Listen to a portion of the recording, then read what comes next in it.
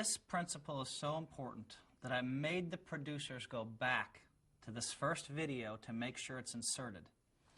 What we have here is a group of hands which I call in my book the majority play hands. It means you can play them most of the time. If someone raises and someone re-raises, you in general don't want to call 3 bets with these hands. But they're the kind of hands if no one raises you can play all the time. And if someone raises, you can play the hand, but it's all judgment at that point. Is the person that raised the kind of person that, always has a hand when they raise? Then you can fold. These hands, again, are called the majority play hands. What we have in the majority play hands is pairs 6s, 5s, 4s, 3s, and deuces, king, queen, and ace-x suiteds. I don't know, the ace-4 of hearts, the ace-5 of diamonds, the ace-9 of spades, the ace-jack of clubs. So again, the majority play hands, 6s, 5s, 4s, 3s, 2s, a king, queen, and the ace-x suiteds. Now let's just go over the hands quickly for those at home. First we have the 6s. Then we have 5s. Then we have 4s. Then we have the pocket 3s. And we have the pocket deuces. Then we have the king, queen. Then we have the ace-7 of spades, the ace spades, any spade.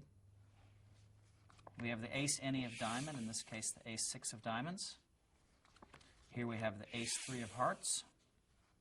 And here we have the ace-9 of clubs. The strength of these hands is if you hit them a lot of times, you can win a lot of money. The weakness in some of these hands, say the ace-9 of clubs, is if you're against ace-king and an ace comes, you're going to lose a fortune. That's why these hands are more majority play. I like to think of them as intermediate hands. The thing that I love about the deuces through 6s, if you hit a 6 when you have a pair of 6s, if a 6 comes on board, that's called a set, trips. And that's a big hand in poker. You're usually going to win a lot of money with that hand. If you have king, queen, a lot of times if a king or queen comes, it's going to be the best hand.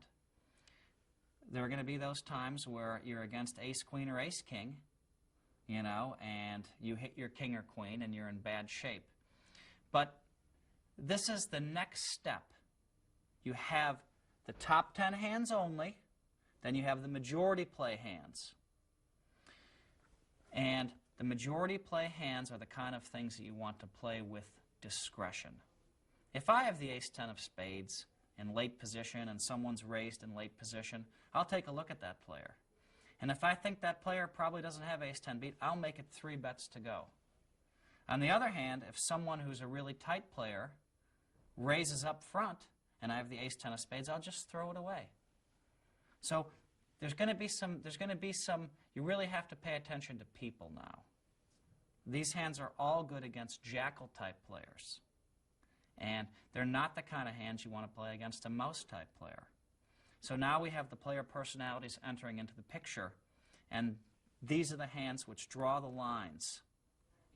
These are very important hands that are on the line of playing and not playing. It's just so important that I explain this to people that, again, I had it added in.